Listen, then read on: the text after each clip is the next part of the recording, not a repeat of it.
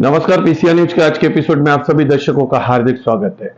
कल्याण डोंबिवली महानगर पालिका के अस्थिर कार्य के खिलाफ शिवसेना उद्धव ठाकरे गुट के श्री दीपेश मात्रे जी ने एक प्रेस कॉन्फ्रेंस रखी थी, जहां पर उन्हें चेन्नई पैटर्न के द्वारा सफाई का कार्य समझाया गया। आइए कैमरा कैमरे से देखते हैं कि इस प्रेस कॉन्फ्रेंस में दीपेश मात्रे जी क्या कह रहे हैं।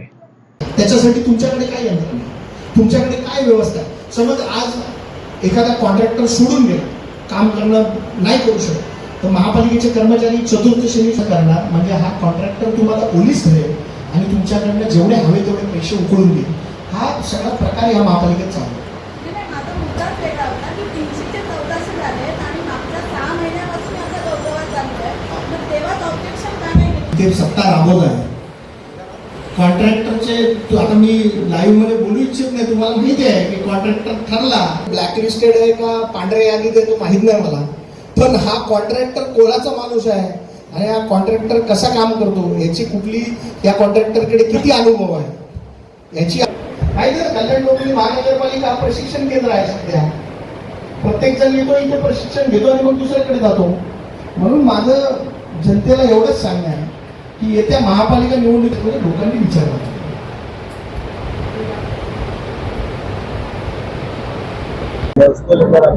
ये कचरा इकट्ठा करने का जो एक प्रकल्प है, इसको कल्याण डोंबिवली महानगर पालिका में कॉन्ट्रैक्ट दिया गया है।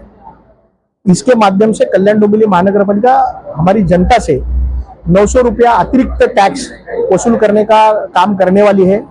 ये 900 रुपया जो अतिरिक्त लोगों से वसूल किया जाने वाला है, इस अतिरिक्त टैक्स को कल्याण डोंबिवली महानगर पालिका में शिवसेना उद्धव बाला साहब ठाकरे पार्टी की तरफ से हमारा तीव्र विरोध है और इसके लिए हम रास्ते पर भी उतरने वाले हैं। और ये जो प्रकल्प जो कल्याण डोंबिवली महानगर पालिका जो कर रही है, ये पूरी तरह से गलत है और इसमें बहुत बड़ा भ्रष्टाचार हुआ है, ऐसी हमारी जानकारी है और इसके लिए हम इसका तीव्र विरोध कर रहे हैं। सत्ताधारी पार्टी के सभी लोग, दोनों सत्ताधारी पार्टी के लोगों की मिलीभगत इस प्रोग्राम में है और इन्होंने किसी ने भी लोगों को बताने का काम नहीं किया कि इसमें लोगों से 900 रुपए अतिरिक्त टैक्स वसूल किया जाने वाला है। इस टैक्स को शिवसेना उद्धव बाला साहब ठाकरे पार्टी का एकदम तीव्र विरोध रहेगा।